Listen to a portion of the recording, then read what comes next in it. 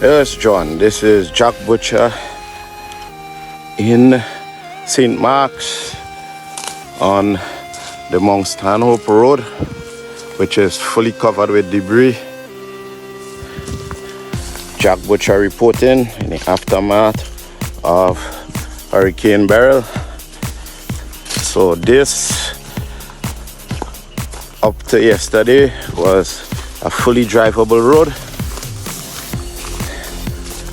Now it's covered with debris, no sign of any assistance as yet, although I did make a couple calls.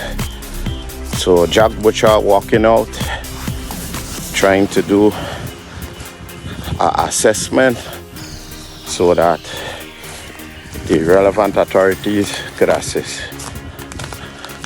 However, the road is laden with debris. Not as bad as Hurricane Ivan, but still significant damage to the farming community and the areas where we get our nutmeg and cocoa from.